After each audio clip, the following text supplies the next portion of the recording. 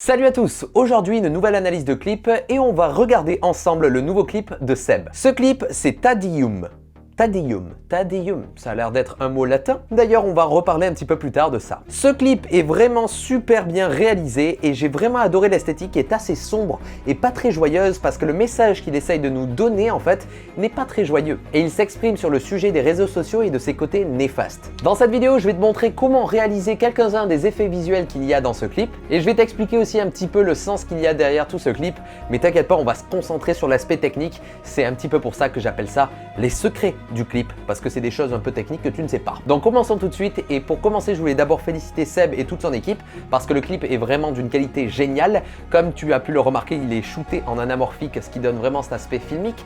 Je t'en avais déjà parlé dans le passé, l'anamorphique c'est vraiment très stylé, donc félicitations encore à vous tous. Donc Taedium, si tu recherches sur internet, on va trouver une signification qui s'appelle Taedium vitae. Et ça représente en gros l'état d'esprit que tu as avant de te suicider. Donc c'est pas très jovial, mais en gros ça veut dire l'état dépressif, un petit peu ce qui t'a conduit à mettre fin, on va dire, à tes jours. Donc c'est un clip très profond et rien que le titre de la musique, eh bien, est profond. Et ça fait bien un parallèle avec ce qu'on voit dans le clip. On voit typiquement toutes les classes d'influenceurs. On voit des influenceurs sport, on voit même les meufs qui se foutent à poil pour essayer d'avoir de la thune et des likes. Donc c'est une sorte de synthèse de tous les créateurs qu'il y a sur le net et on voit du coup tous les pouces, les cœurs qui sont suspendus en l'air. Eh bien ça montre tous ces likes auxquels on est raccrochés, nous créateurs. Pareil, on voit ces espèces de petits oranges avec des sourires, des visages qui font d'ailleurs un peu peur et qui se mettent à saigner.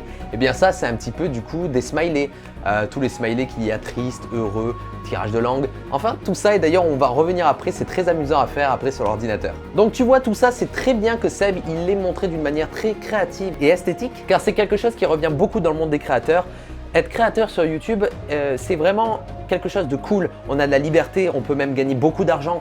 Mais la plupart des créateurs sont en dépression ou ne sont pas réellement heureux dans leur vie parce que ça cache beaucoup de choses. Ça cache la peur de toujours devoir être au top, de regarder le regard des gens. Parfois, tu te prends des vagues de merde, parfois des vagues vraiment positives.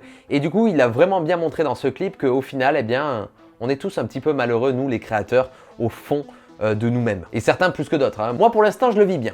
Franchement ça va. Mais de plus en plus quand tu commences à gagner de la notoriété, que tu deviens vraiment une célébrité, là ça devient un peu complexe. Pendant que j'écrivais cette vidéo, j'ai vu qu'il y avait un commentaire de ce mec là, je te le mets ici, qui a fait une synthèse très bonne du clip, donc va le lire parce que c'est vraiment très cool, il émet des points très intelligents, donc va voir ce commentaire, il est bien cool. Bon, maintenant commençons un petit peu cette analyse technique du clip de Seb. On va commencer tout de suite avec un effet qui m'a le plus marqué, ce sont ces espèces d'oranges qui ont un visage et une bouche. Ça fait relativement peur. Pour ça, il y a pas mal de choses et je vais te montrer même un petit défaut que j'ai vu. C'est très rare que je parle de défauts dans ces analyses de clips, mais là, il y a un petit truc qui m'a piqué à l'œil et qui va pouvoir expliquer 2-3 choses. Déjà, ce qu'il faut savoir, c'est que je pense que ces oranges sont parfois totalement vraies, comme par exemple celle au début. Je ne pense pas qu'il y ait de 3D, mais il y a un effet qu'on appelle fluidité qui te permet de faire bouger, de faire un petit peu animer ces oranges pour leur donner un peu plus de vie. Donc je ne pense pas que ça soit de véritables oranges ou ce sont des oranges un peu modifiées, sculptées avec des choses qui ont été rajoutées, mais ce n'est pas de la post-production je pense, ou alors c'est très bien fait. Mais il y a quelques petites choses qui me dérangent, comme par exemple ici à cette frame là, ça dure que 2-3 images et comme tu peux le voir ici il y a un masque qui s'anime et qui disparaît, c'est un peu chelou, donc on sent qu'il y a eu du travail un petit peu sur cette orange. Donc est-ce qu'ils ont rajouté de la texture, est-ce qu'ils ont rajouté les yeux? Ça, on verra bien s'il y a un making-of qui sort, donc je peux pas te le dire, mais en tout cas, ils ont touché à ces oranges où c'est simili orange. Et ensuite, ici aussi, on peut voir qu'il y a Seb qui prend l'orange dans ses mains, et si tu regardes bien la texture, on dirait que ça bouge un peu. Donc ça, encore une fois, est-ce que c'est vraiment de la post-prod ou est-ce que c'est à cause qu'ils ont ralenti la vidéo et ça crée ces artefacts parce qu'il n'y a pas assez d'FPS? Mais en tout cas, c'est une observation, je pense, intéressante et si tu as des suppositions, dis-moi-les en commentaire. Donc du coup, cet effet de fluidité est utilisé pour animer un petit peu la bouche des oranges, mais il y a aussi cette version-là de l'orange un peu plus creepy avec une bouche réellement humaine. Alors ça me fait penser un petit peu au tête à claque, tu sais, cette espèce de truc canadien où il y avait cette espèce de visage un peu dégueulasse avec des bouches et des gros yeux, ça me faisait mourir de rire. Mais il y a aussi Annoying Orange. Alors est-ce que c'est une référence à ça? Je ne sais pas, mais c'est très connu aussi. Tu peux voir des images ici avec une orange, pareil, avec une bouche un peu chelou. Donc moi j'ai essayé de refaire cet effet là. Alors j'ai enregistré 2 vidéos que je te mets d'ailleurs à disposition dans la description si tu veux toi aussi t'entraîner à faire une orange qui fait des trucs chelous avec sa bouche. Alors le premier plan, c'est moi en train de manipuler l'orange et ensuite il y a un deuxième plan où il y a ma grosse bouche en gros plan C'est pas très beau d'ailleurs. Et en gros, ce que j'ai fait, c'est que j'ai fait un tracking sur l'orange avec Mocha. Et ensuite, j'ai fait un tracking des contours de ma bouche avec Mocha encore une fois. Et j'ai pris la bouche et je l'ai mis sur l'orange que donc était traqué. Donc ça suit parfaitement le mouvement, c'est nickel. Et ensuite, j'ai rajouté un effet qui s'appelle Roughen Edges. C'est en anglais, en français je te laisse regarder la traduction sur le net, mais Roughen Edges, ça va te permettre de rajouter ces petits détails qu'il y a autour.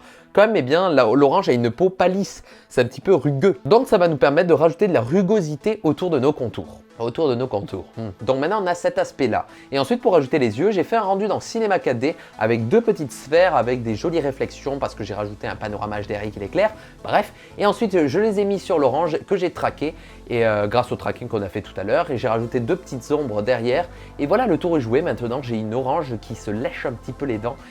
Ça fait peur. Donc encore une fois, je te mets tout ça dans la description, le rendu même des petits yeux, comme ça au moins toi tu peux t'amuser et t'entraîner à créer des oranges bizarres. Maintenant parlons de cet effet là où il y a des cœurs, des chaussures et des pouces qui flottent dans la forêt. Et bien pour ça c'est tout simple, c'est un tracking 3D qu'ils ont effectué et ensuite ils ont pris des modèles 3D de pouces, de cœurs et de chaussures et les ont disposés dans l'environnement. L'avantage en fait d'avoir des éléments qui sont séparés du décor, comme par exemple le cœur, c'est qu'on va pouvoir faire des mises au point différentes parce que forcément l'élément 3D est détaché de tout le fond.